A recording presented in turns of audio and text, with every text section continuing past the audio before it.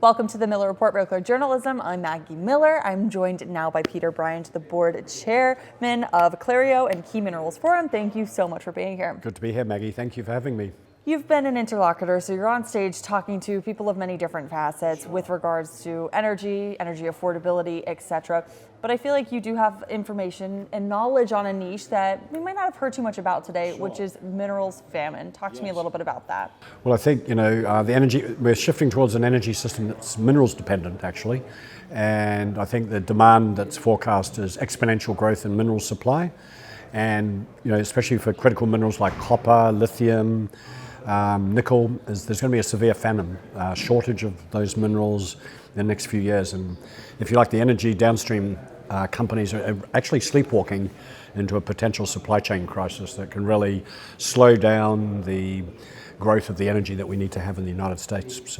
And that will likely lead to a less affordable energy future. It will, yeah, because as we know, shortages drive up prices. And what I'm talking about is even before China has applied any pressure to those supply chains. So this is just a pure outright supply equation. And so adding in China to the mix, let's talk about de-risking from them, creating a future where maybe we're not so reliant on them. Yeah, it's pretty difficult because I think, if you look about China, critical minerals is a terrible term because it takes 55 minerals that are very different. So China has a different choke point by mineral. So with nickel, they control absolutely the nickel industry in Indonesia.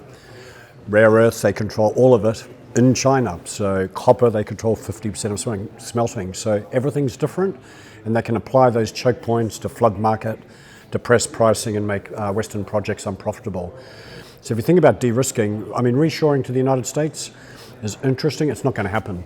And even if we do it successfully, it's going to take 20, 30 years. So in the meantime, what are we going to do? So, we are not going to materially change the supply chain, other than rare earths, put that aside, for these bulk commodities in a way that's meaningful. So we have to collaborate with other countries to make it happen. Who would you look towards for collaboration? Well, it depends on the commodities, to be honest. So commodities are where God has put them. And so let's take copper again. So the big resource countries are Peru, Chile, Australia, Zambia, and the DRC. So some are allies, and Canada. So some are allies, some are countries that we work with, and the approach that we have is fragmented. It's not strategic, and so every day China wins in those countries. It really does.